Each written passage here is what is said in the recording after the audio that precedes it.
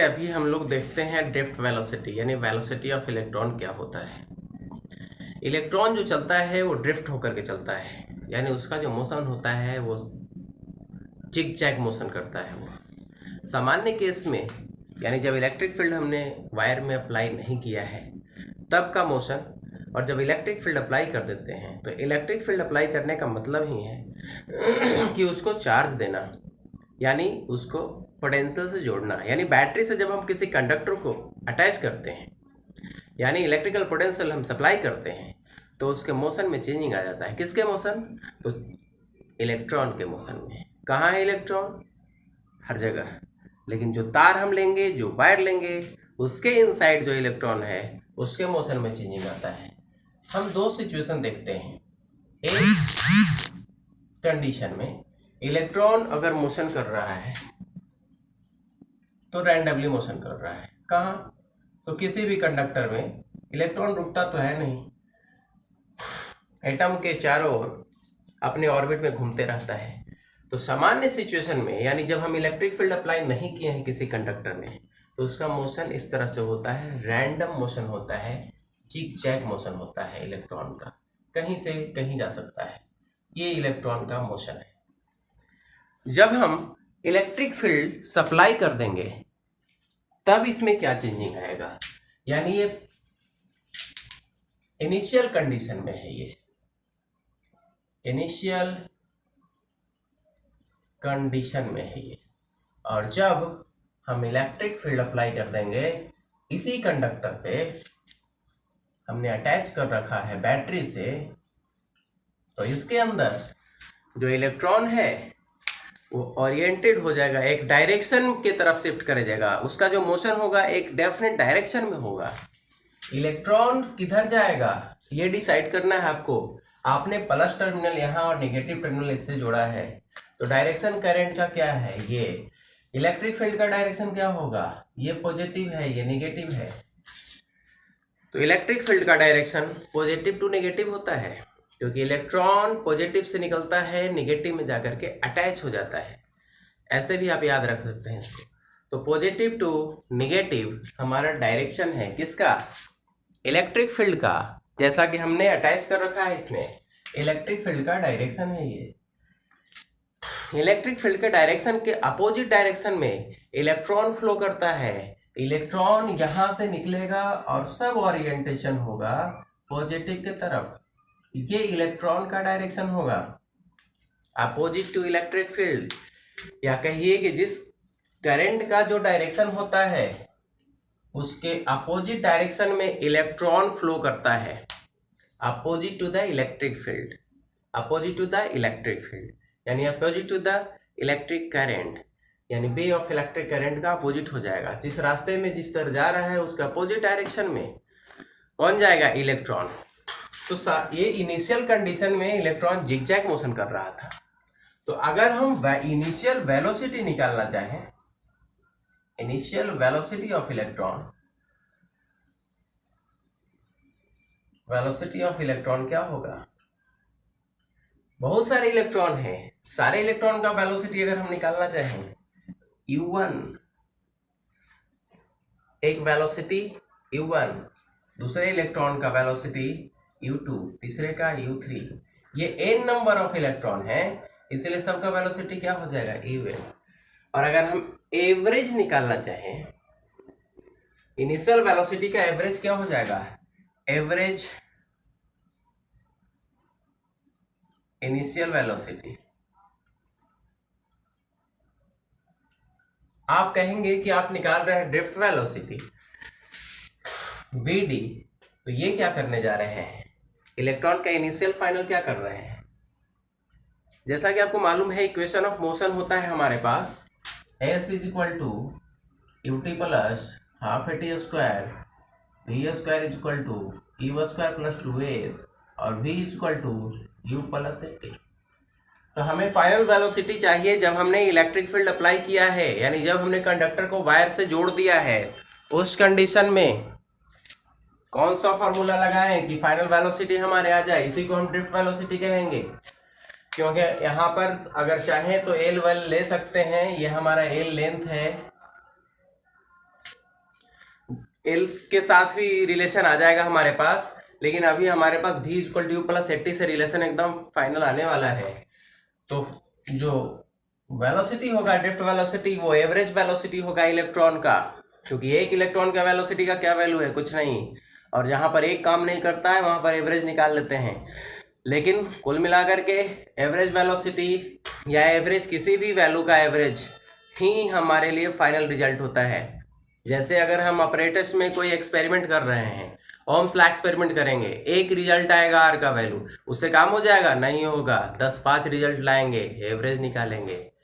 Income की बात करते हैं, एवरेज इनकम से ही डिसाइड होता है कि कौन सा कंट्री रिच है, कौन सा पुअर है। एवरेज की बात करते हैं तो एवरेज हम निकालते ही हैं। एवरेज निकालेंगे इलेक्ट्रॉन के वेलोसिटी का, तो हमारे पास ड्रिफ्ट वेलोसिटी होगा। उसमें इनिशियल वेलोसिटी जरूरत होगा, एक्सेलरेशन चाहिए, टाइम चाहिए।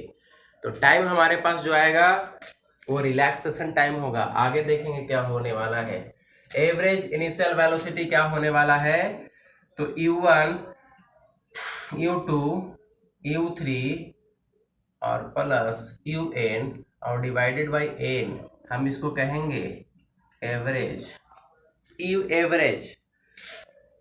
अब हम इसमें फाइनल वेलोसिटी लेते हैं तो v हो जाएगा हमारे पास, और वही चलेगा vn तक। उसके पहले हम निकाल लेते हैं, u आ गया, एक्सेलरेशन निकाल लेते हैं। फाइनल वेलोसिटी तो आ ही जाएगा खुद। एक्सेलरेशन निकालते हैं। एक्सेलरेशन क्या होगा, acceleration of the electron in applied electric field. Electric field हमने अप्लाई किया है तो उसमें एक्सेलरेशन क्या आने वाला है। एक्सेलरेशन हम जानते हैं कि फोर्स चाहिए, तो एक्सेलरेशन हमारे पास आएगा। फोर्स का फॉर्मूला है ना न्यूटन का second law, F equal to ma। काम आएगा यहाँ पर, देखिएगा यहाँ पर फोर्स का वैल्यू क्या है। फोर्स क्या होता है, यहाँ जो इलेक्ट्रिक फोर्स है वो कितना है। फोर्स, इलेक्ट्रिक फोर्स का फॉर्मूला होता है क्या, EQ। यहाँ पर जो चार्ज की बात कर रहे हैं, क्या उसके लिए सिर्फ और सिर्फ इलेक्ट्रॉन रिस्पॉन्सिबल है? इलेक्ट्रॉन भी खुद एक चार्ज है। चार्ज के लिए इलेक्ट्रॉन का बहुत सारा होना जरूरी नहीं है, अकेला एक इलेक्ट्रॉन भी चार्ज है। तो क्या हमारे पास F equal to E and E हो जाएगा। इलेक्ट्रिक फील्ड वेक्टर है, लगा दे रहे हैं, हमारी मर्जी है, लगा दिए।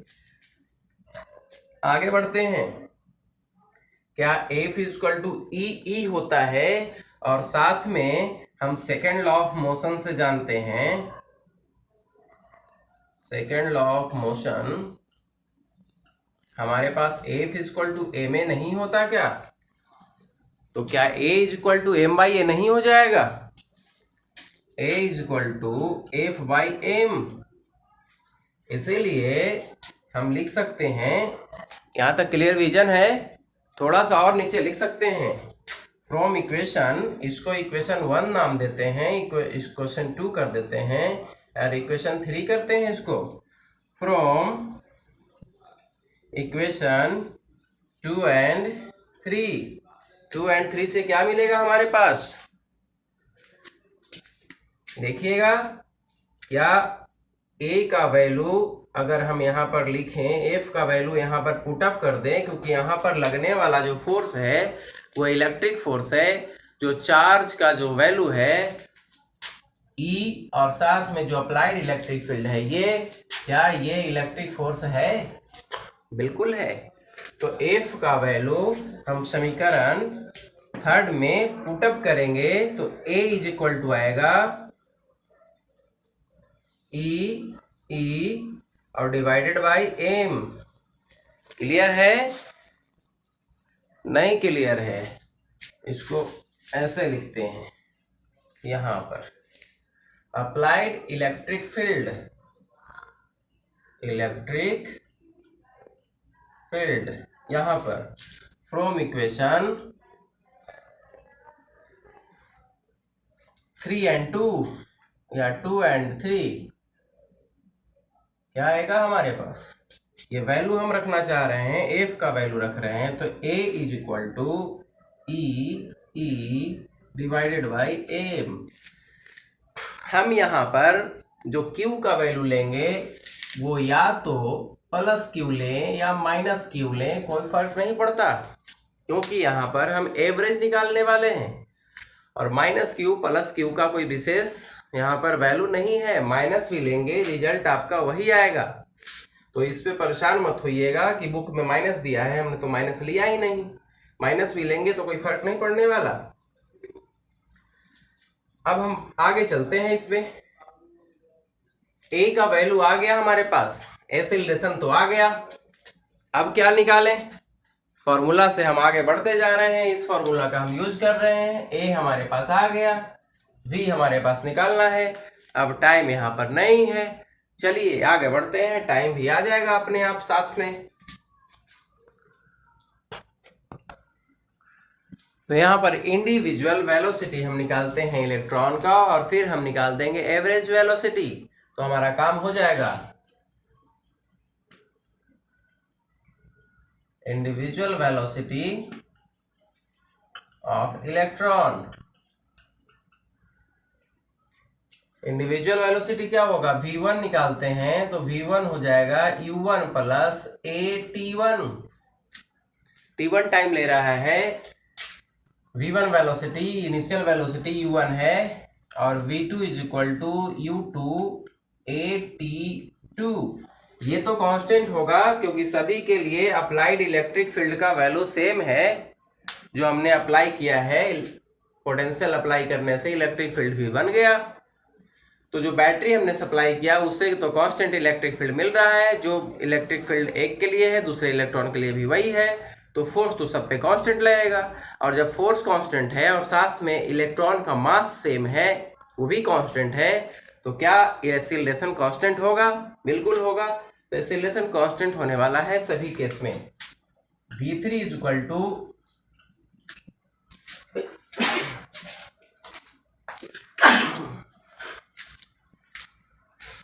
u3 plus at3 and vn is equal to un plus atn। क्या हम यहाँ पर एवरेज वेलोसिटी अगर सभी का निकालें, एवरेज फाइनल वेलोसिटी, तो क्या होगा, यानी v एवरेज, तो सभी को ऐड करेंगे v1 plus v2 plus v3 show on vn तक ऐड करके n से हम कर देंगे डिवाइड, और सबको हम यहाँ पर लिखते हैं। तो देखिएगा v एवरेज जो हो जाएगा वो होगा u1 plus at1 plus u2 at2 plus u3 at3, और ये फाइनल लास्ट में un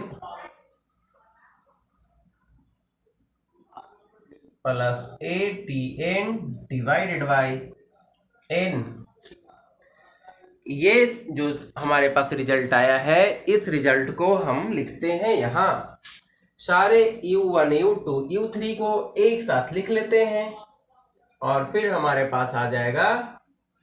और एक चीज और देखने वाली बात यहाँ पर है कि u एवरेज जो होगा क्या वो 0 होगा, क्योंकि ये रैंडम मोशन है और सारे जो वेलोसिटी हैं वो जिगजैग है, कहीं भी कोई भी किधर भी जा रहा है, कोई पॉजिटिव एक्स में जा रहा है, कोई निगेटिव एक्स में जा रहा है, कोई पॉजिटिव वाई में तो फिर निगेटिव वाई में, रैंडमली मोशन कर रहा है। इसीलिए सारे इलेक्ट्रॉन का इनिशियल वेलोसिटी 0 होगा।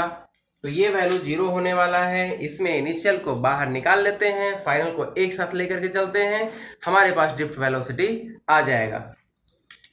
तो v एवरेज में u1 बाहर निकालते हैं, देखिएगा सारे u1 u2 u3 को बाहर निकाल देते हैं, u1 u2 u3 un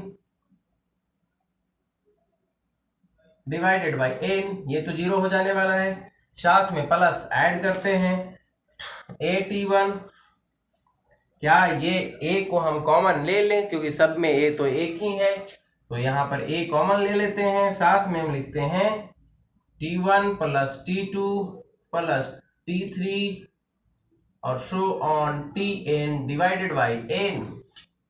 clear vision है? Tn divided by n। ये नहीं दिख रहा तो इसको थोड़ा सा और लेफ्ट में पुश कर देते हैं, plus Tn divided by n। ये क्या आया है? तो ये आया है एवरेज वेलोसिटी, v एवरेज।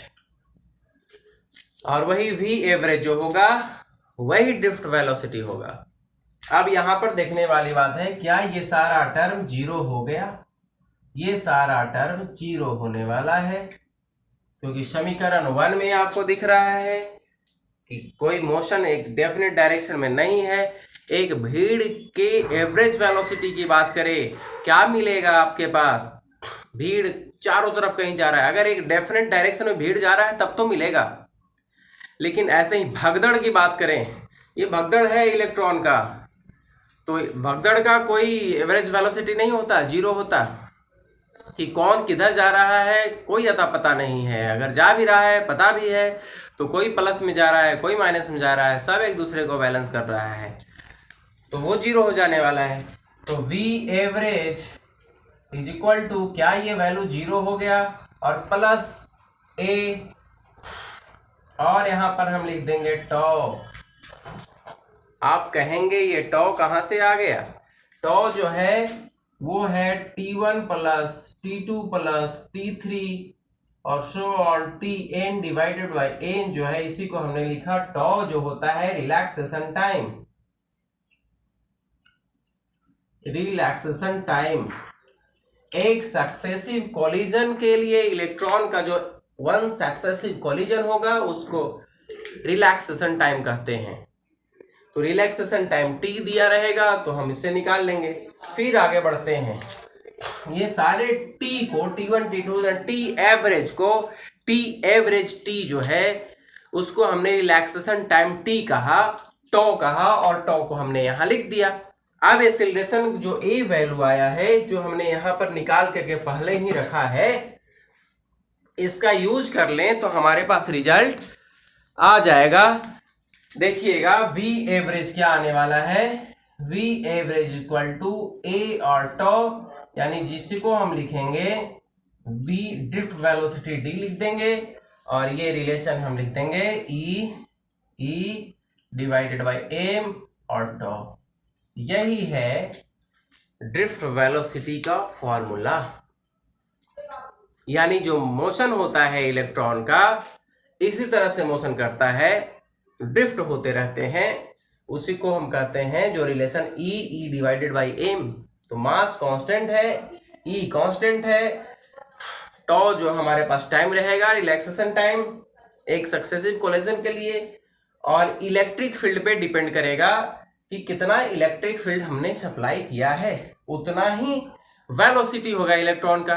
यानी जितना ज्यादा इलेक्ट्रिक फील्ड आप अप्लाई करेंगे उतना ही ज्यादा इलेक्ट्रॉन का वेलोसिटी होगा, तब ना करंट ज्यादा मिलेगा। ज्यादा इलेक्ट्रिक फील्ड, ज्यादा पोटेंशियल, ज्यादा करंट, सब तो डायरेक्टली प्रोपोर्शनल है, यानी Vd directly proportional to electric field है। बाकी ये तो कांस्टेंट दिख रहा है हमारे पास। तो वेलोसिटी ऑफ इलेक्ट्रॉन डिपेंड करता है अप्लाइड इलेक्ट्रिक फील्ड का अमाउंट कितना है। ये था ड्रिफ्ट वेलोसिटी। अब इसी में हम चाहें तो कुछ कुछ और लिख सकते हैं। क्या लिख सकते हैं? यहां पर हम फॉर्मूला अलग एल के साथ हम इंडिकेट कर सकते हैं। v को हम एल इंटू एल लिख सकते हैं, क्योंकि v equal to L by T होता है, v equal to L by T होता है। तो एल इज इक्वल टू आप वी टी लिखेंगे, या del L is equal to v into del T लिख देंगे। ये सब लिख सकते हैं आप। कुल मिलाकर के हम चाहें तो इसको पोटेंशियल के फॉर्म में भी लिख सकते हैं। क्या लिखेंगे देख लीजिए। Vd इक्वल टू हमारे पास होता है E इक्वल टू क्या होता है, dv बाई डी आर होता है। क्या E इक्वल टू अगर हम v डिवाइडेड बाई एल नहीं लिख सकते, जो v वोल्टेज को इंडिकेट करता है, तो v बाई एल हो जाएगा। तो देखिएगा जरा, E भी एल एम, क्या ये टॉ होगा? क्या ये रिलेशन इस तरह से आ जाएगा? अगर पोटेंशियल v मतलब वेलोसिटी नहीं है, यहाँ v पोटेंशियल है, इलेक्ट्रिकल पोटेंशियल है, ये E is the value of one electron है, L is the length of wire है, या कहें कि टाइम जो डिस्टेंस ट्रेवल कर रहा है, लेंथ ऑफ वायर को ही तो डिस्टेंस ट्रेवल करेगा, जितना बड़ा लेंथ होगा उतना ज़्यादा इलेक्ट्रॉन को डिस्टेंस ट्रेवल करना पड़ेगा। करंट जाएगा तो इलेक्ट्रॉन जा रहा है, चार्ज जा रहा है वो ट्रेवल कर रहा है। तो VD is equal to EV divided by LMT, यानी ड्रिफ्ट वेलोसिटी जो है इनवर्सली प्रोपोर्शनल हुआ 1/L, यानी जैसे जैसे लंबाई बढ़ जाएगा, ज़्यादा लंबा वायर का यूज़ करेंगे और उसमें इलेक्ट्रॉन के ड्रिफ्ट वेलोसिटी की बात करेंगे तो कम मिलेगा हमारे पास, क्योंकि VD जो है इनवर्सली प्रोपोर्शनल 1/L। अब इसी चीज़ को अपने काम के लिए जैसे चाहें, जिस फॉर्मूले के साथ टैग करना चाहें उस फॉर्मूले से टैग कर देंगे।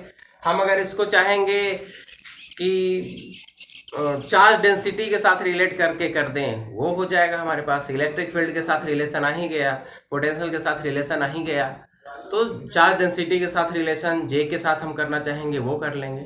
तो अपने हिसाब से अपने सुविधा के लिए इसी फॉर्मूले को जैसा चाहेंगे वैसा हम लिख लेंगे। अभी तक जिस फॉर्मूले का हमने यूज़ किया है उन सभी फॉर्मूले के अनुसार हम इसको बना सकते हैं। तो ये था हमारे पास velocity of electron, that is called drift velocity of electron. I hope आप लोगों को ये सारा चीज़ समझ में आया होगा और क्रिस्टल क्लियर कॉन्सेप्ट है। टारगेट हमारा है V equal to U plus AT निकालना। अब ज़रूरत के हिसाब से A निकाल लिया हमने, इनिशियल वेलोसिटी हमने कॉन्सेप्ट देख लिया, और टाइम हमारे पास रिलैक्सेशन टाइम हमने क्यों सारे को एवरेज कर दिया, उसको हमने रिलैक्सेशन टाइम नाम दे दिया, और फिर हमारे पास रिजल्ट आ गया। आज फिलहाल इतना ही करते हैं, फिर देखेंगे नेक्स्ट टॉपिक में हम लोग इसका कुछ न्यूमेरिकल्स बनाएंगे। और एक चीज़ और है इसमें कि ड्रिफ्ट वेलोसिटी को ही कहा जाता है ओरिजिन ऑफ रेजिस्टिविटी। वेलोसिटी जो है यहाँ पर, जैसे वेलोसिटी कहीं पर होगा तो फ्रिक्शन बनेगा ना, तो इलेक्ट्रॉन के वेलोसिटी होने से फ्रिक्शन बनता है, उसी का नाम रेजिस्टेंस है। अपोज करने वाला जो फैक्टर है, मोशन का जो ऑपोजिशन फैक्टर है, वही तो फ्रिक्शन है। और यहाँ पर जो इलेक्ट्रॉन के मोशन का अपोजिंग फैक्टर है उसी को हम कह देते हैं रेजिस्टेंस। इसीलिए कहा जाता है drift velocity is the factor of resistance ना, या ओरिजिन ऑफ रेजिस्टेंस। यहीं से शुरुआत हुआ है रेजिस्टेंस का। ये सारा कुछ क्लियर है। मिलते हैं नेक्स्ट वीडियो में। Thank you very much. चलिए आज हम लोग पढ़ते हैं सेल क्या होता है, EMF क्या है और इंटरनल रेजिस्टेंस क्या होता है। सेल मतलब घड़ी चलाने के लिए सेल चाहिए। कोई भी इंस्ट्रूमेंट आप चलाते हो या तो उसको अल्टरनेटिंग करंट देते हो या तो फिर डायरेक्ट करंट। तो सेल जो है बैटरी का छोटा सा रूप है। ऐसे जनरली सेल को हम बैटरी कह दिया करते हैं। मोबाइल में जो बैटरी है वो बहुत सारे छोटे छोटे सेल से मिलकर के बना हुआ हो सकता है, या फिर कहें जो घड़ी में आप सेल लगाते हो उसको लोग बैटरी कह दिया करते हैं, वो सेल है रियल में। सेल में एक पॉजिटिव और एक नेगेटिव टर्मिनल्स होता है, और बैटरी में बहुत सारे सेल मिल जाते हैं, यानी सबका नेगेटिव पॉजिटिव का एक कॉम्बिनेशन बनाया जाता है, यानी ग्रुप ऑफ सेल को हम बैटरी कहते हैं। तो सेल एक डिवाइस है जो पोटेंशियल डिफरेंस प्रोवाइड करवाता है किसी भी सर्किट में जिसमें हमें करंट की ज़रूरत होती है। किसी भी इलेक्ट्रॉनिक डिवाइस को चलाना है तो उसको इलेक्ट्रिक पावर चाहिए, और इलेक्ट्रिक पावर का जो मेन फैक्टर है वो पोटेंशियल डिफरेंस है। जब तक पोटेंशियल डिफरेंस नहीं होगा तब तक सर्किट में करंट फ्लो नहीं करेगा। तो चलिए हम देखते हैं सेल क्या होता है। सेल एक डिवाइस है जो पोटेंशियल डिफरेंस मेंटेन करता है। Cell is a device which maintain potential difference across the terminals। और ये कब प्रोवाइड करवाएगा पोटेंशियल डिफरेंस? पोटेंशियल डिफरेंस या आप कहें टर्मिनल पोटेंशियल डिफरेंस। और EMF क्या होता है? तो EMF potential difference same factor है, थोड़ा डिफरेंस है दोनों में। पोटेंशियल डिफरेंस और EMF इक्वल होता है कब? जब हम बैटरी के दोनों टर्मिनल्स को एक्सटर्नली हमने जोड़ नहीं रखा है। यहाँ पर एक फिगर हमने बनाया है, इसके अंदर इलेक्ट्रोलाइट्स होंगे, ये पॉजिटिव और नेगेटिव टर्मिनल्स होगा जिसको हमने एक रेजिस्टेंस से जोड़ रखा है, यानी एक्सटर्नली हमने इसे जोड़ दिया है। तो सेल का होगा ईएमएफ, सेल के अंदर होगा इंटरनल रेजिस्टेंस जिसको हम लिखेंगे स्मॉल आर, और कैपिटल आर हमने जो सेटअप में कोई बल्ब या कुछ लगाया है इलेक्ट्रॉनिक डिवाइस तो उसके पास रेजिस्टेंस होगा, और इसमें करंट फ्लो करेगा आई। तो इसके इनसाइड जो पोटेंशियल डिफरेंस आता है यानी V जो आता है वो E से कम होगा। यानी अगर 1.5 वोल्ट की बैटरी आपने सप्लाई कर रखी है किसी भी डिवाइस को, तो रियल में 1.5 वोल्ट जो लिखा है वो 1.5 वोल्ट से थोड़ा कम होगा, क्योंकि उसके अंदर का जो इंटरनल रेजिस्टेंस है वो कुछ ना कुछ पावर लॉस करेगा। तो 1.5 वोल्ट से थोड़ा कम देगा। वो डिपेंड करेगा कि इंटरनल रेजिस्टेंस कितना है। इंटरनल रेजिस्टेंस डिपेंड करेगा जो पॉजिटिव नेगेटिव टर्मिनल्स जो है उसके एरिया पे डिपेंड करेगा, क्योंकि यहाँ से इलेक्ट्रॉन को मूव करना होगा। इलेक्ट्रॉन कैसे मूव करेगा, तो करंट ऐसे फ्लो कर रहा है इस डायरेक्शन में, इनसाइड आएगा तो करंट का डायरेक्शन इधर होगा, और करंट का डायरेक्शन इधर होगा तो इलेक्ट्रॉन इधर चला जाएगा, इलेक्ट्रॉन का डायरेक्शन इधर होगा, तब तो ये पॉजिटिव टर्मिनल और नेगेटिव टर्मिनल्स बना। ये सारा कुछ हमने कॉन्सेप्ट देख लिया है। तो cell is a device which maintain potential difference across terminal. Cell का यही काम है। करंट तभी फ्लो करेगा सर्किट में जब सर्किट में पोटेंशियल डिफरेंस प्रोवाइड करने वाला कोई हो। तो डीसी सर्किट में पोटेंशियल डिफरेंस प्रोवाइड करने का काम सेल या बैटरी करता है। बैटरी को हम ग्रुप ऑफ सेल कहते हैं।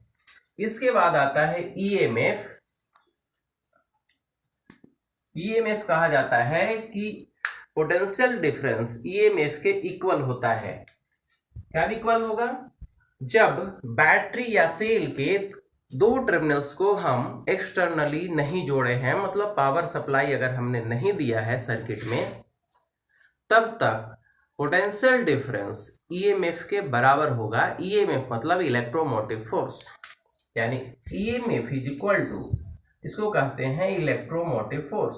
ये है आपका इलेक्ट्रोमोटिव फोर्स। ये इलेक्ट्रोमोटिव फोर्स आपको सुनने में लग रहा होगा कि यह एक फोर्स है, लेकिन नहीं। जब इसका पता चला, जब इन्वेंशन हुआ ईएमएफ टर्म का, उस समय ये पता नहीं चल पाया कि ईएमएफ एक फोर्स नहीं है, एक वर्क है, क्योंकि पोटेंशियल एक वर्क है और ईएमएफ का काम वही है जो पोटेंशियल के बारे में हम जानते हैं। पोटेंशियल डिफरेंस और ईएमएफ में ज़्यादा अंतर नहीं है, थोड़ा सा जो अंतर है वो यहाँ से दिख जाएगा आपको। EMF of the cell is equal to the potential difference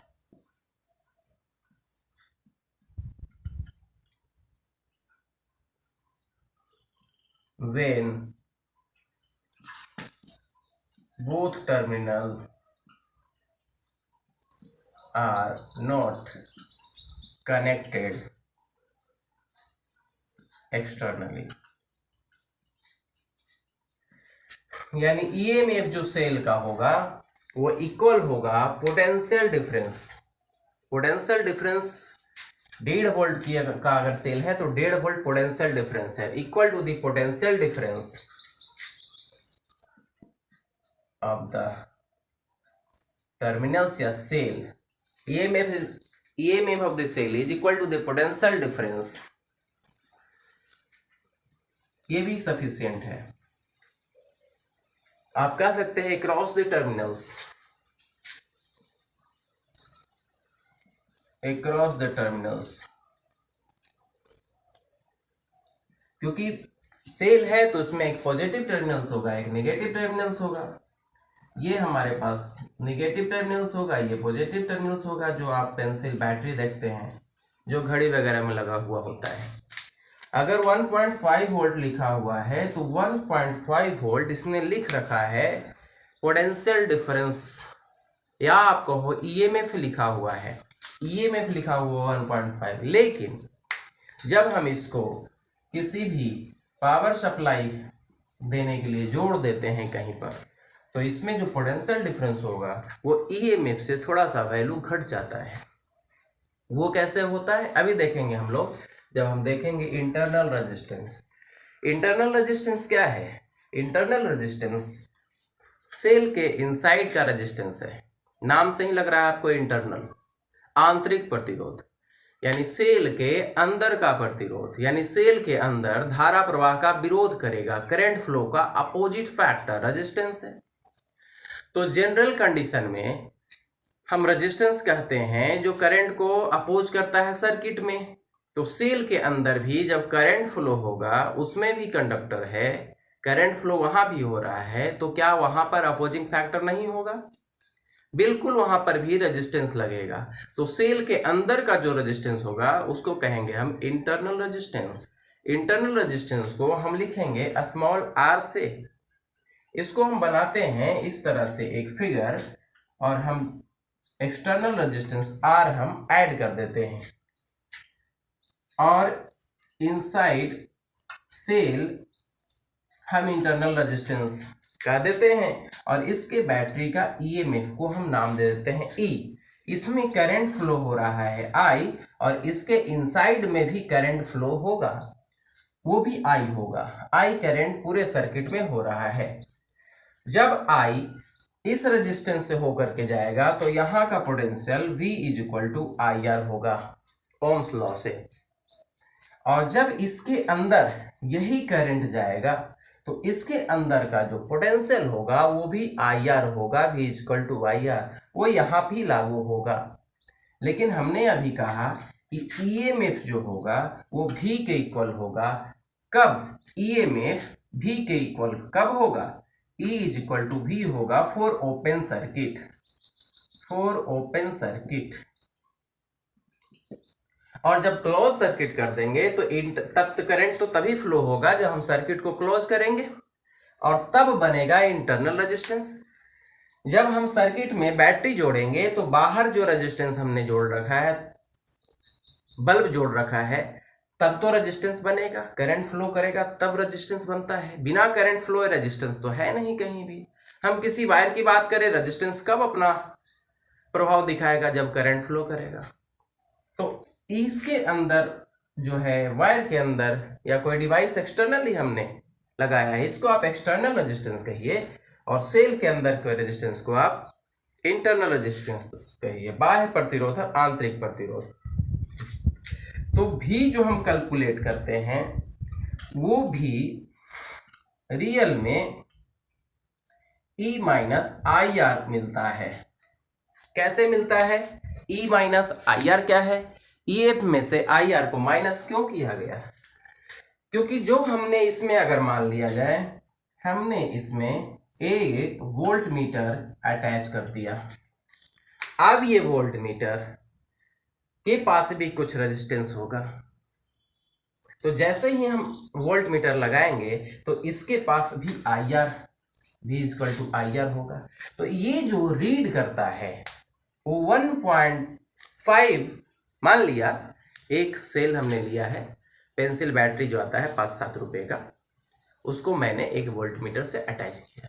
volt meter 1.5 volt नहीं दिखा देगा, थोड़ा सा ही कम होगा, 1.45 ही सही, पर कुछ ना कुछ उसके अंदर जो रेजिस्टेंस है वो अपना इफेक्ट दिखाएगा। उसमें जो लिखा हुआ होता है वैल्यू, वो ईएमएफ लिखा हुआ होता है। ईएमएफ मतलब इलेक्ट्रोमोटिव फोर्स होता है, वो पोटेंशियल ही, लेकिन ईएमएफ पोटेंशियल के बराबर कब होता है? जब बैटरी को हम नहीं जोड़ते हैं, तब का रीडिंग है वो। लेकिन जैसे ही आप बैटरी को जोड़ेंगे तो रेजिस्टेंस एक फैक्टर है, तो बाहर जैसे रेजिस्टेंस है वोल्टेज को खाने के लिए बैठा हुआ, वैसे ही सेल के अंदर भी वोल्टेज को खाने के लिए रेजिस्टेंस बैठ। तो ये ईएमएफ हो गया। ईएमएफ में हमारे पास था कि ये पोटेंशियल डिफरेंस के इक्वल है जब हमने बैटरी को एक्सटर्नली नहीं जोड़ा है। अब इसके बाद आता है इंटरनल रेजिस्टेंस। बैटरी या सेल का ग्रुप ही बैटरी है।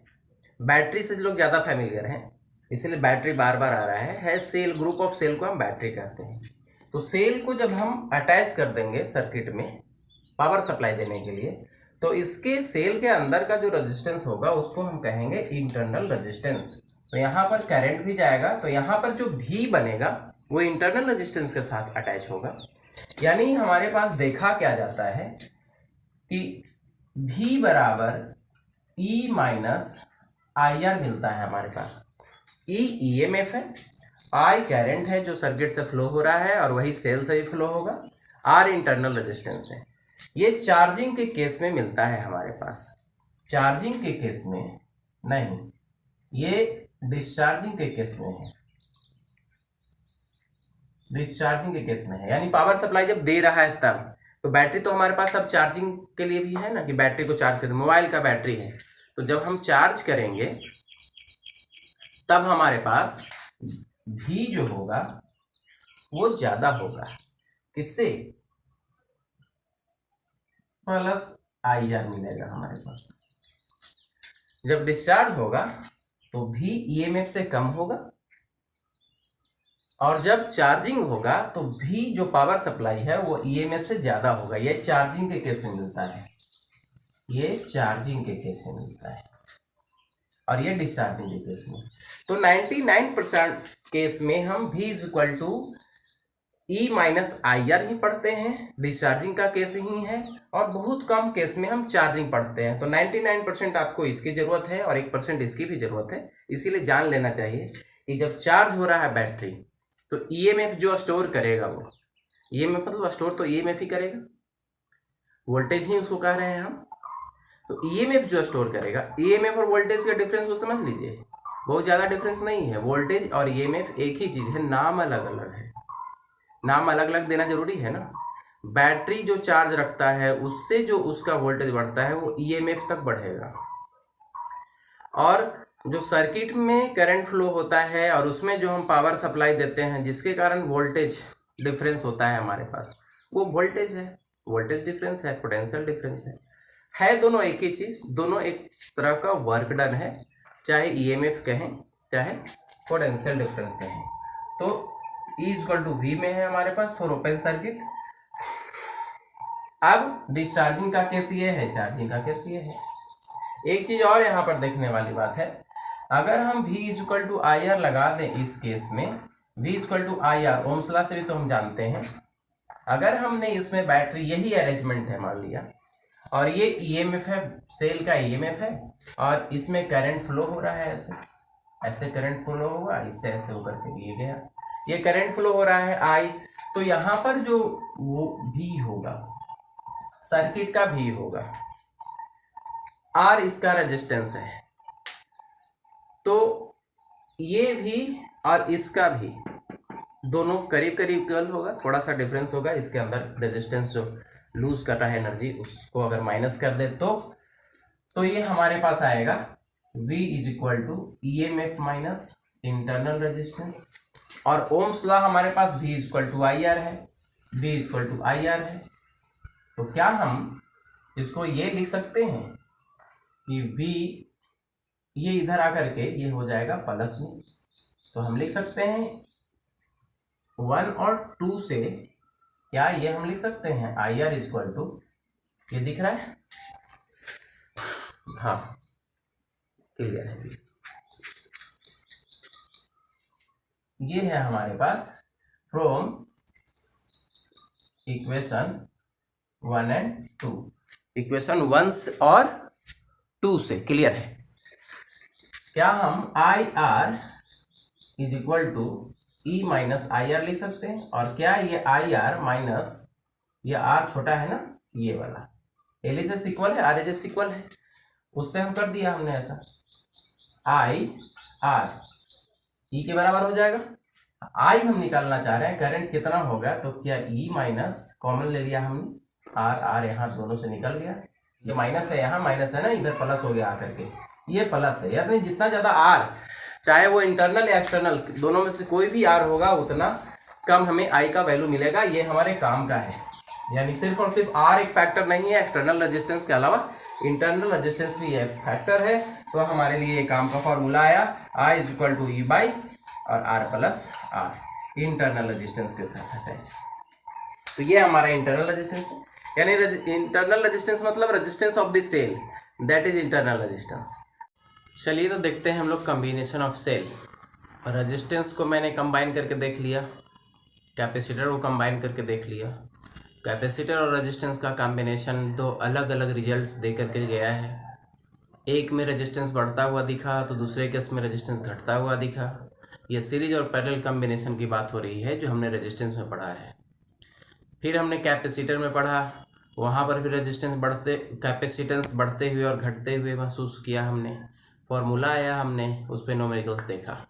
आज हम लोग बैटरी को कैसे बनाते हैं वो देखते हैं। बैटरी को बनाने के कहने का ये सेंस है कि सेल को कंबाइन कैसे किया जाए, सीरीज में या पैरेलल में। दो कॉम्बिनेशन हमारे पास है, सेल का कॉम्बिनेशन दो है, एक सीरीज कॉम्बिनेशन और पैरेलल कॉम्बिनेशन। हमने पढ़ लिया है इंटरनल रेजिस्टेंस क्या होता है, ईएमएफ क्या होता है और टर्मिनल पोटेंशियल डिफरेंस क्या होता है। इन सारी चीज़ों का हम यहाँ पर उपयोग करेंगे और तब हमारे पास आएगा रिजल्ट। हम देख रहे हैं series combination of cell. Series combination में सेल को हम एक दूसरे के साथ अटैच करते चले जाएंगे। जैसे ये मान लिया रेजिस्टेंस है और हमने यहाँ पर n नंबर ऑफ सेल हम अटैच कर देंगे।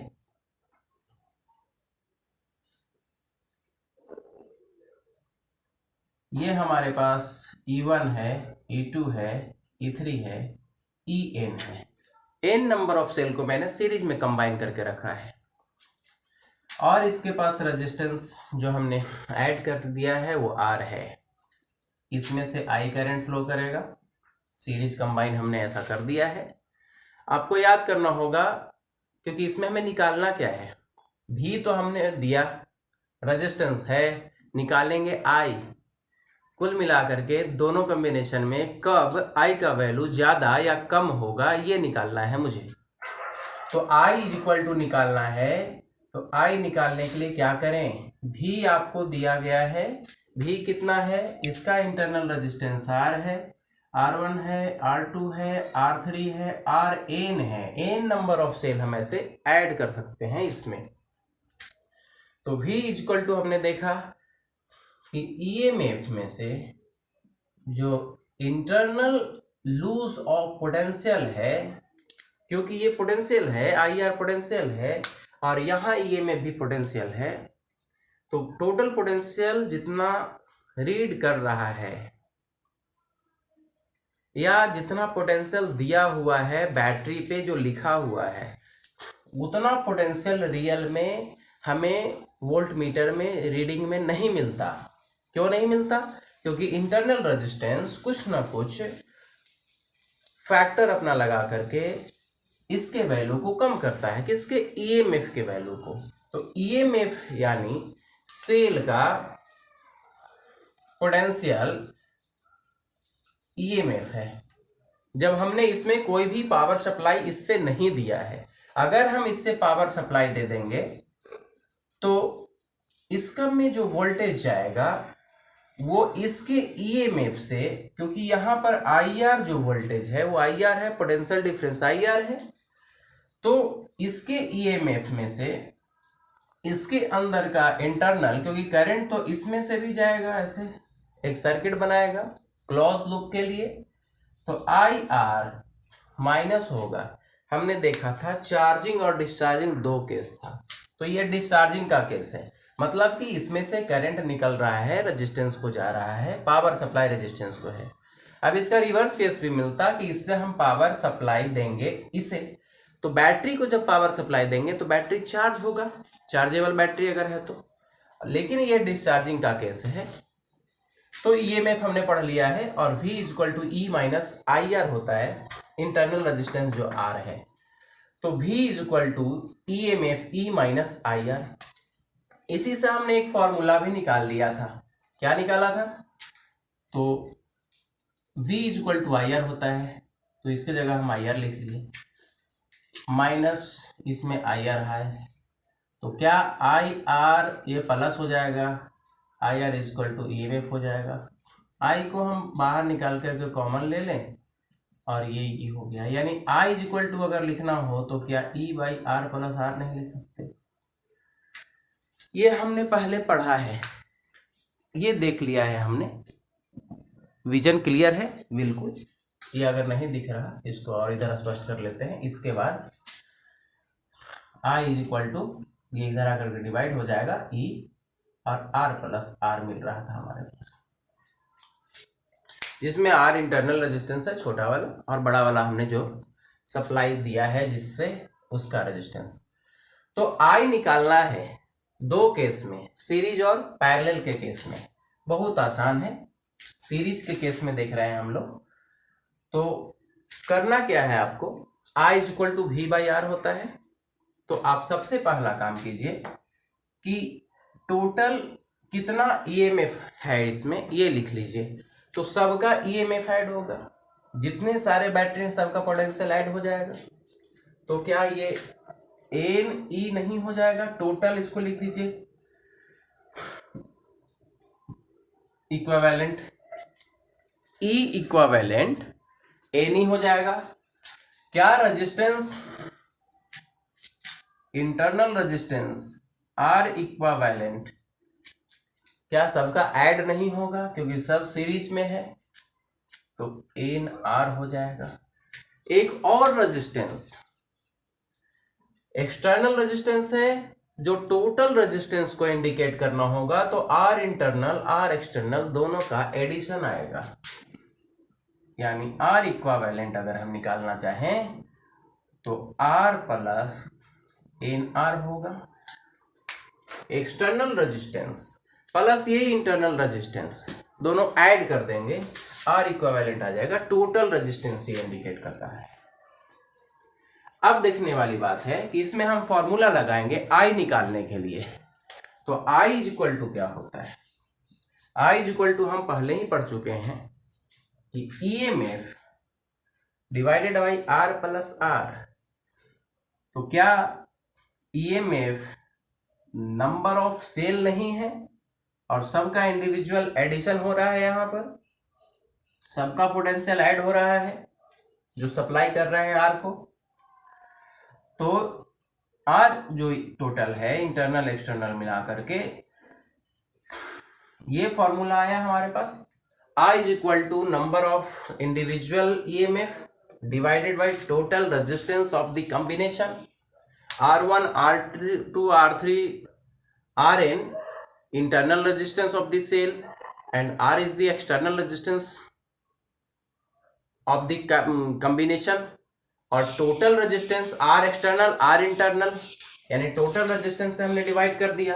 अब यहाँ पर देखने वाली बात यह है कि एक फैक्ट को आप निग्लिजिबल करने की कोशिश कीजिए, कम करने की कोशिश कीजिए, तो क्या रिजल्ट आ रहा है देखिएगा। यहां पर R इज ग्रेटर देन R हम करते हैं, इंटरनल रेजिस्टेंस से ज्यादा है एक्सटर्नल रेजिस्टेंस, तो क्या हम I is equal to N E divided by R लिख देंगे। एक सिचुएशन में ये आया, और हमारे पास क्लियर विजन है, चलिए दिख रहा है, लिख सकते हैं इसको। ये हमारे पास इतना आया, इफ यानी केस 1 कहिए इसको, केस 1। केस 2 में क्या मिलेगा? केस 2 में इफ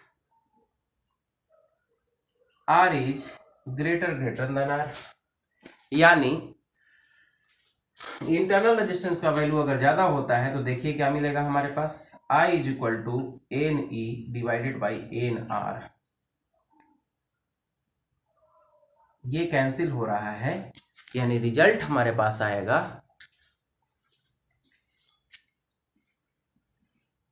यानी रिजल्ट आएगा I is equal to E by R. देखिए इसका बेनिफिट आगे क्या मिलने वाला है। जब हम पैरेलल करेंगे तो एक रिजल्ट आएगा, और सीरीज और पैरेलल कॉम्बिनेशन को हम एक साथ जानने की कोशिश करेंगे तो एक रिजल्ट आएगा। ऑब्जेक्टिव क्वेश्चन काफी इससे आता है। जो ये वैल्यू आ रहा है, ये यहाँ पर रीजन प्रॉब्लम है। केस टू में if R is greater than R, तो I इज इक्वल टू, इस वैल्यू में देखिएगा N E divided by N R, जिसमें से एन कैंसिल हो जा रहा है, यानी रिजल्ट आ रहा है I is equal to E by R. ये यानी I का वैल्यू आपको ज्यादा किस में मिल रहा है, यहां देखिएगा एन संख्या जो हमने ज्यादा लगा रखा है। यहां देखिए I का वैल्यू अगर इंटरनल रेजिस्टेंस अगर ज्यादा है, तो I उतना ही मिल रहा है जितना एक का इंडिविजुअल सेल का ईएमएफ है, बाकी तो डिवाइड होने ही है R से। यानी ये I मिल रहा है हमें, वो E बाई आर मिल रहा है। यानी एक बैटरी भी अगर हम जोड़ते हैं, इसमें एक सेल भी जोड़ते हैं, तो एक सेल का इंटरनल रेजिस्टेंस और एक सेल का ईएमएफ, यानी इतना सारा सेल जोड़ने का कोई मतलब नहीं रह जाता। अगर इंटरनल रेजिस्टेंस का वैल्यू ज्यादा है, एक्सटर्नल रेजिस्टेंस का वैल्यू कम है, उस केस में ये कॉम्बिनेशन काम नहीं करता। इस कॉम्बिनेशन काम करने का मतलब क्या, कोई फायदा नहीं है। जब एक ही सेल, जब I का वैल्यू उतना ही दे रहा है, तो फिर बहुत सारा n नंबर ऑफ सेल जोड़ने से क्या फायदा। तो इस केस में कब, जब इंटरनल रेजिस्टेंस का वैल्यू ज्यादा हो, एक्सटर्नल रेजिस्टेंस का वैल्यू कम हो, तो हम उसे पैरेलल में जोड़ते हैं, सीरीज में नहीं जोड़ते। अभी एक और रिजल्ट आएगा, उससे ये क्लियर हो जाएगा कि सीरीज में कब जोड़ा जाए और पैरेलल में कब जोड़ा जाए। तो इसको मिटाते हैं। अब यहां पर हमने पैरेलल कॉम्बिनेशन में एक फिगर बना दिया है, जिसमें हमने बैटरी को, n नंबर ऑफ बैटरी को, बहुत सारे नंबर ऑफ सेल कुछ भी हो सकते हैं, हमने इस तरह से जोड़ दिया है पैरेलल कॉम्बिनेशन में। अब यहाँ पर वही करना है, I का वैल्यू किसमें ज्यादा मिलता है, सीरीज या पैरेलल में, ये निकालना था मुझे। क्योंकि निकालेंगे क्या, भी कैसे, क्या निकालने की क्या जरूरत है, भी तो हम उसको दे रहे हैं ना, ईएमएफ तो हमने सप्लाई किया है ना, रेजिस्टेंस तो हमें मालूम है कि कौन सा रेजिस्टेंस हम जोड़ेंगे। अब मेन फैक्टर है कि I का वैल्यू कितना आया, निकालना तो यही है, बाकी दो चीज तो गिवन है हमारे पास। एक लैंग्वेज में क्या लिखते, let us consider there are n number of cell having EMF E arranged in series, arranged in parallel, then we will find what is the value of electric current. I का value निकाल लेंगे हम। चलिए देखते हैं इसमें। तो raw material क्या होगा, यानी किससे बनेगा वो सारा चीज, इसको गौर किया जाता है। कोई भी थ्योरी बनाना है, कोई भी थ्योरी निकालना है, कोई भी समीकरण लाना है, तो सबसे पहले रॉ मटेरियल समझ रहे हैं। मकान बनाना है तो ईटा, सीमेंट, छड़, गिट्टी तो चाहिए ना। तो समीकरण कुछ लाना होता है ना, कुछ नया रिजल्ट लाना होता है, कुछ इंपॉर्टेंट चीज फाइंड आउट करना होता है, कोई थ्योरम निकालना है, तो सबसे पहले उसका बेसिक कुछ रिक्वायरमेंट होता है, उसको व्यवस्था करते हैं, जमा कर लेते हैं और फिर निकाल लेते हैं। देखिए सबसे पहले यहाँ कीजिए, टोटल रेजिस्टेंस देख लीजिए कितना है। पहले तो R इक्विवेलेंट कितना है इंटरनल का, वो देख लीजिए। तो ये सारा आएगा तो 1/R 1/R 1/R 1/R आ रहा है। यानी क्या ये n टर्म हमारे पास है, तो क्या R/n नहीं होगा। क्योंकि जब हम कॉम्बिनेशन पढ़ते हैं, रेजिस्टेंस का हमने पढ़ा था, तो R1 R2 R3 सबको हम ऐसे जोड़ते थे 1/R इक्वल टू। तो सबको ऐड करने का मतलब है कि 1/R इक्वल टू, ये अगर इक्वल है सब, तो ये इतना आया था। तो क्या अगर ये n नंबर है, ये n नंबर तक जाएगा तो n, तो R इक्वल टू R/n नहीं होगा। जितने सेल हम लगाएंगे वो सबका रेजिस्टेंस कम मिलेगा, इसमें R/n हो जाएगा, और इसमें सबका रेजिस्टेंस ऐड हो रहा था। और इसकी हम बात करें, अब इसके साथ क्या रिलेशन है, इस R में ये R भी ऐड हो रहा है। अब ये सारा पैरेलल में होने के बाद इसके साथ सीरीज में कंबाइंड है। जैसे कहा जाए कि एक सेल को एक रेजिस्टेंस का साथ जोड़ देंगे तो क्या बन जाएगा, ये R इक्विवेलेंट है ये, और ये टोटल ये E है। सबको हम ना एक ऐसा बैटरी जोड़ देंगे जो सेल का कॉम्बिनेशन होगा, कंबाइन करके सेल को जोड़ देंगे तो ये टोटल E आएगा हमारे पास।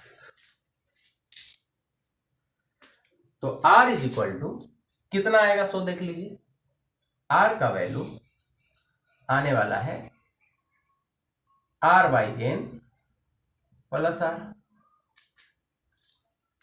सीरीज में है, ये सब पैरेलल में है, उसके साथ सीरीज में है। ये सबको हमने एक सेल मान लिया या एक बैटरी मान लिया, ग्रुप ऑफ सेल को एक बन गया, या फिर उतने इक्विवेलेंट ईएमएफ का एक सेल हमने लगाया जो R के साथ अटैच्ड है, तो वो R ऐड हो जाएगा, सीरीज हो जाएगा वो। ये सब पैरेलल में है और वो सब एक बना दिया इस तरह से, तो ये सीरीज में है। जैसे यहां पर सबको हमने एक बना दिया था तो सब सीरीज में था, ऐड कर दिया था सीधा हमने। ये सब सीरीज में है और ये सब के साथ सीरीज में है। अब ये पैरेलल को एक साथ कर लिया और उसके साथ हमने R के साथ अटैच कर दिया तो सीरीज में बन गया। एक सेल और एक बैट अगर रेजिस्टेंस है तो सीरीज में ही रहेगा। तो ये R हमारे पास इक्विवेलेंट इतना आया। अब ईएमएफ इक्विवेलेंट कितना है, E इक्विवेलेंट कितना है, ईएमएफ इलेक्ट्रोमोटिव फोर्स जो पोटेंशियल होता है स्पेशल केस में। तो ये सभी को हम अगर ऐड भी करेंगे तो 2 पॉइंट पे सब मिल रहा है, तो ऐड क्या करेंगे इसको, सभी इस पॉइंट पे मिल रहे हैं, तो इस पॉइंट पर पोटेंशियल चाहे जितना भी हम सेल जोड़ दें सबका पोटेंशियल सेम आएगा, रीडिंग सेम आएगा, यानी ये हो गया E। यहां पर कोई नंबर ऑफ सेल की जरूरत नहीं है क्योंकि सबका पोटेंशियल इस पॉइंट पर सबके लिए सेम है, इवन इस R के लिए भी सेम है। तो I इज इक्वल टू अगर हम यहाँ निकाले तो सेम फॉर्मूला हम यहाँ लगाएंगे। ये हमने पढ़ाया है, पिछले वीडियो में पढ़ा हुआ है, ये आप देख लेंगे प्लेलिस्ट में। I is equal to E divided by R N और R प्लस में ये रिलेशन आया I का वैल्यू। अब ये I का वैल्यू आने के बाद दो केस यहाँ पर बन रहा है। एक केस में इंटरनल रेजिस्टेंस को कम कर दे और एक्सटर्नल को ज्यादा कर दे, और दूसरे में एक्सटर्नल को कम कर दे इंटरनल को ज्यादा कर दे, जैसे हमने दो केस यहां पर भी बनाया है। केस 1 बनता है, केस 1 में इफ इंटरनल रेजिस्टेंस R इज ग्रेटर देन एक्सटर्नल रेजिस्टेंस, तो देखिएगा इसमें हमने R के वैल्यू को रख दिया और R जो बड़ा वाला R है उसको हमने हटा दिया एक्सटर्नल रेजिस्टेंस को, तो देखिए फॉर्मूला क्या बन जाएगा, I is equal to E divided by R by N. जरा इसको देखिए, I is equal to N ऊपर चला गया, N E divided by R। ये देखिए यहां पर क्या इस तरह का रिलेशन आया है, हमारे पास आया है। और उल्टा केस में आया है, जब हमने R को एक्सटर्नल रेजिस्टेंस को हमने ज्यादा माना है तब देखिए रिजल्ट आ रहा है I is equal to N divided by R, पर R यहाँ पर है और यहाँ पर R ये छोटा वाला है। आगे पहले देख लेते हैं केस 2। देखिए केस 2 में if R is less than, less तो हो गया, अब ग्रेटर देन को देखते हैं। अब इस सिचुएशन में आप छोटे वाले R को हटा दीजिए, तो I इज इक्वल टू क्या आ रहा है, I इज इक्वल टू ये हटा दिया हमने तो R बाई एन खत्म हो गया, R बाई एन गया काम से, बचा क्या हमारे पास E डिवाइडेड बाई R। क्या दोनों रिलेशन एक दूसरे का अपोजिट नहीं है? दोनों रिलेशन को आप देखिए, दोनों रिलेशन में जब हम R को और बड़े R और छोटे R को हमने कम और ज्यादा किया, यहां जब सीरीज है, यानी अगर इंटरनल रेजिस्टेंस का वैल्यू ज्यादा है तो करंट आपको किस में ज्यादा मिलेगा, इंटरनल रेजिस्टेंस का वैल्यू ज्यादा है और करंट ज्यादा चाहिए आपको, तो कॉम्बिनेशन कैसा करना होगा, फिर से ध्यान से सुनिए, इंटरनल रेजिस्टेंस का वैल्यू ज़्यादा है, यानी सेल का इंटरनल रेजिस्टेंस ज़्यादा है और करंट भी आपको ज़्यादा चाहिए, यानी आर का वैल्यू अगर ज़्यादा है तो दोनों केस में से देखिए सीरीज और पैरेलल केस में आपको फायदा हो रहा है। यदि आर का वैल्यू ज़्यादा है तो आपको पैरेलल में ऐड करना होगा, पैरेलल में कॉम्बिनेशन लगाना होगा आपको, तो I is equal to N E divided by R आएगा। यदि आर का वैल्यू ज़्यादा है यानी internal resistance of the cell ज़्यादा है, और अगर external resistance of the cell अगर ज़्यादा है तो करंट ज़्यादा चाहिए, तब के केस में आपको सीरीज में जोड़ना होगा। यानी एक्सटर्नल रेजिस्टेंस का वैल्यू अगर ज़्यादा है, ज़्यादा मैंने रेजिस्टेंस जोड़ दिया है, ज़्यादा ऑपरेटस इलेक्ट्रिकल ऑपरेटस हमने अगर लगाया है, तो देखिए सीरीज में जोड़ेंगे आप इन्वर्टर लगाते हो घर पे, सीरीज में जोड़ोगे या पैरेलल में जोड़ोगे? इसका कमेंट्स आप लोग लिख कर भेजिएगा, कमेंट्स कीजिएगा बॉक्स में कि इन्वर्टर जो घर में जोड़ा जाता है उसमें बैटरी अगर ज़्यादा बैटरी हम लगा दिए, 1.5 mAh का 2 बैटरी 4 बैटरी 8 बैटरी अगर हम लगाए तो किस कम्बिनेशन में हम लगाएंगे तो आई का वैल्यू ज़्यादा मिलेगा? इसका आंसर चाहिए मुझे, आप लोग लिखिएगा। तो ऑब्जेक्टिव क्वेश्चन तो इससे आता ही है, बनता ही है, चाहे कोई भी कॉम्पिटिटिव एग्जामिनेशन हो या कोई भी बोर्ड का एग्जामिनेशन हो, उसमें एक ऑब्जेक्टिव तो जरूर बनता है इससे। सब्जेक्टिव या न्यूमेरिकल्स भी पूछ सकता है इससे, पर ऑब्जेक्टिव ये बनता है कि यदि इंटरनल रेजिस्टेंस का वैल्यू ज़्यादा है तो मैक्सिमम करंट किस फॉर्म में आएगा, सीरीज या पैरेलल कॉम्बिनेशन में? इंटरनल रेजिस्टेंस का वैल्यू ज़्यादा है तो आपको पैरेलल कॉम्बिनेशन में ऐड करना होगा, ये देखिए, तब आपको मैक्सिमम करंट मिलेगा। और अगर इंटरनल रेजिस्टेंस का वैल्यू कम है, इंटरनल रेजिस्टेंस का वैल्यू कम है, तब करंट आपको चाहिए मैक्सिमम। यहां देखिए इंटरनल रेजिस्टेंस का वैल्यू कम है तो एक्सटर्नल ज्यादा होगा। कोई एक को पकड़ के रखिए, आप एक्सटर्नल को कम करके रखिए या इंटरनल कम करके रखिए, याद कर लीजिए, याद हो जाएगा आसानी से।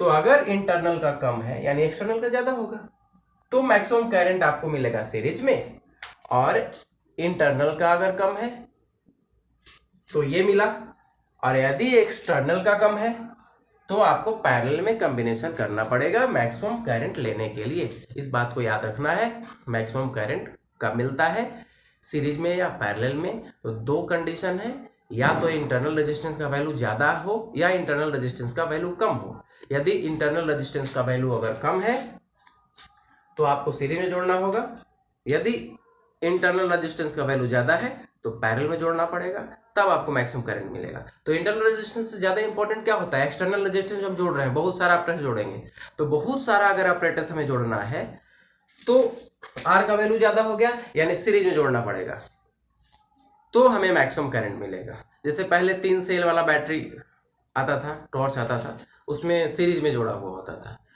क्योंकि जो हमारे पास एक्सटर्नल रेजिस्टेंस उसका वैल्यू ज़्यादा होता था, वैसे हम उसको जोड़ देते हैं। तो इंटरनल एक्सटर्नल का ये हमारे पास रिलेशन है।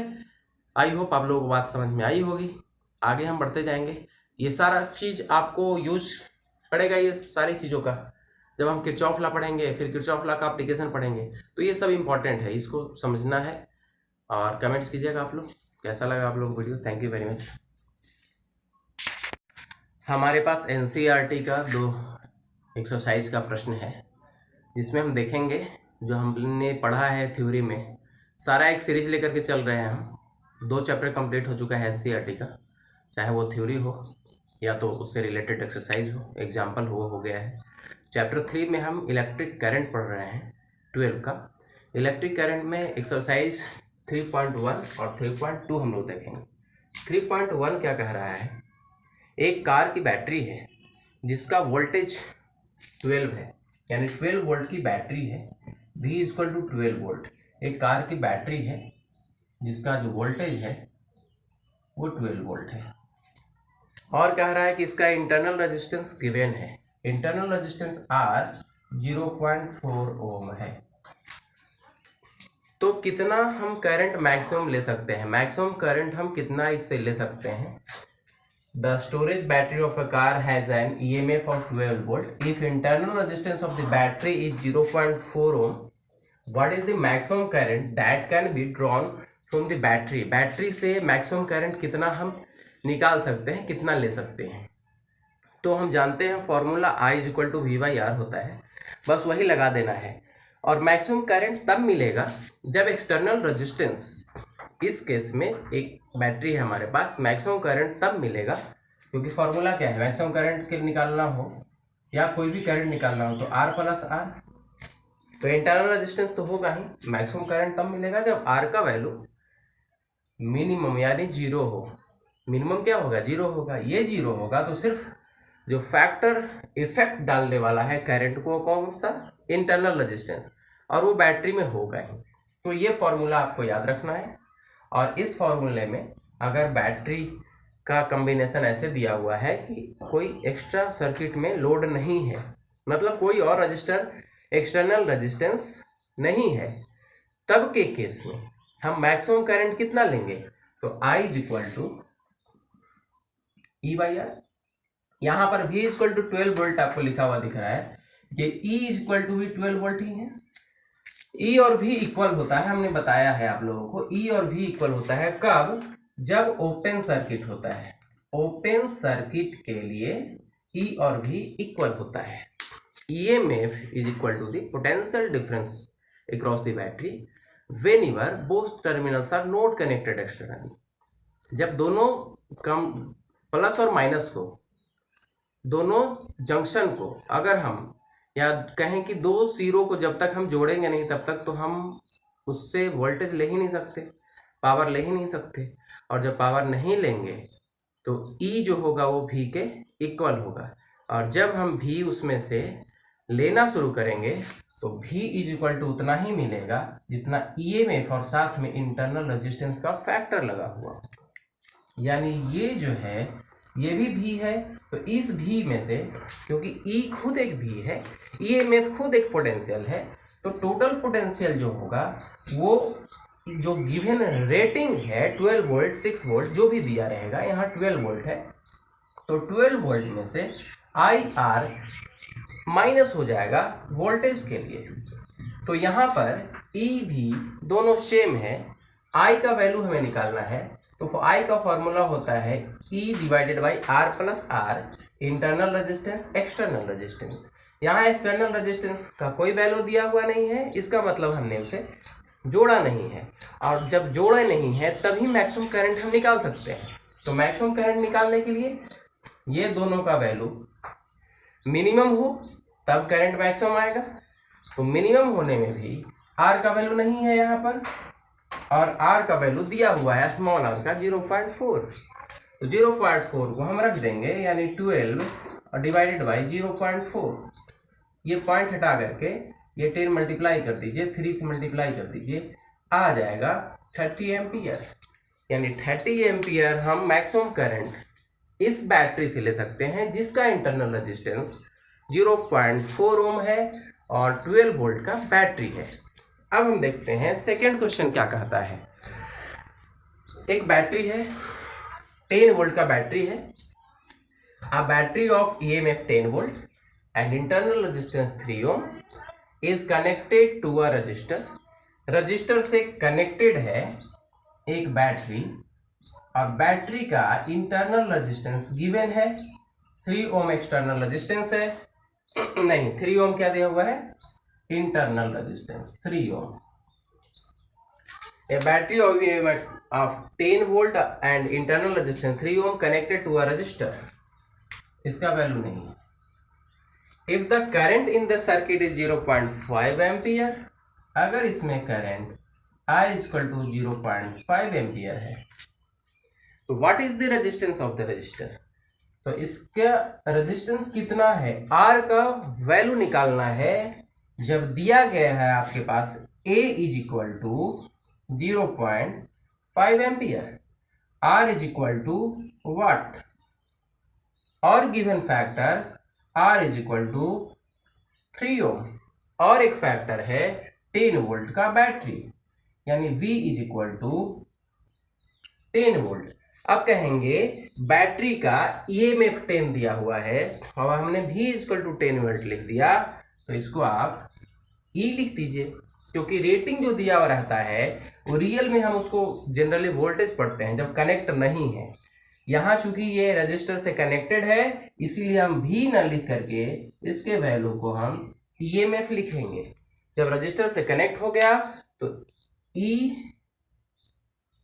V में चेंज हो जाएगा। अभी जो रेटिंग है वो E है, तो E से हम निकाल लें, E = V हो जाता है जब हम कुछ कनेक्ट नहीं करेंगे तब। इसका कॉन्सेप्ट क्लियर है। अब इसमें फॉर्मूला लगा करके देखिए कि R का वैल्यू क्या आने वाला है। फॉर्मूला क्या है हमारे पास, ये फॉर्मूला आप लगा दीजिए, I = E / R + R। इसको तो याद रखना है, I = E / R + R। क्या मिलेगा हमें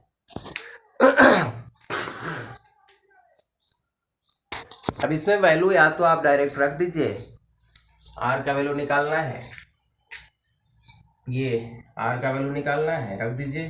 E का वैल्यू कितना है 10 वोल्ट, 10 / R का वैल्यू नहीं मालूम, प्लस कितना है, R का वैल्यू 3 दिया हुआ है, और I का वैल्यू कितना है, I 0.5 एम्पियर। मल्टीप्लाई कर दीजिए, क्रॉस मल्टीप्लिकेशन हो जाएगा 0.5 R।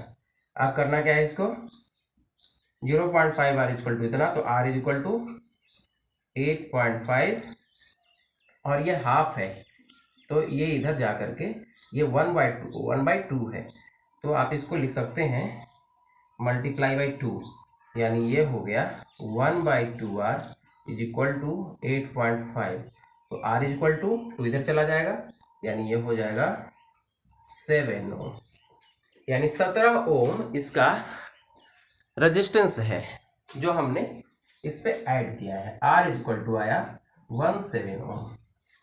अब और एक सेकेंड बात क्या कह रहा है, what is the resistance of the register हो गया।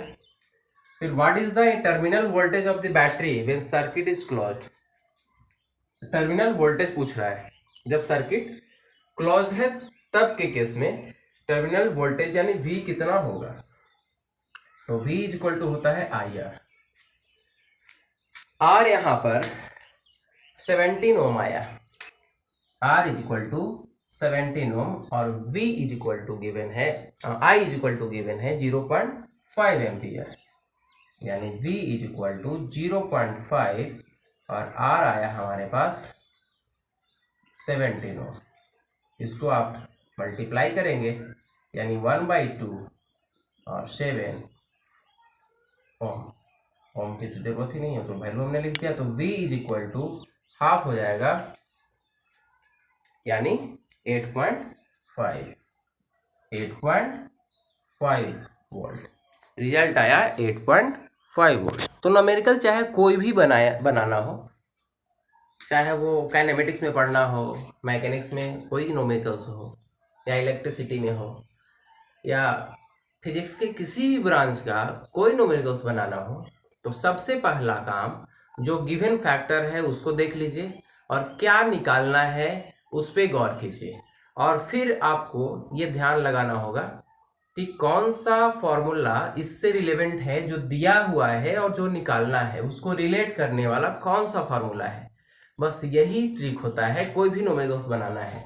I निकालना है, फॉर्मूला हमें याद रखना होगा, या फिर 2 4 10 न्यूमेरिकल्स आप बना लेंगे तो फॉर्मूला ऑटोमेटिकली याद हो जाएगा। I = V/R, जो ओम्स लॉ है वही यहाँ पर भी है, VE के इक्वल है, यहाँ पर सर्किट में कुछ भी जोड़ा गया नहीं है, इसलिए E V के बराबर है, तो V = IR से I = V/R हमारे पास मैक्सिमम करंट मिलेगा।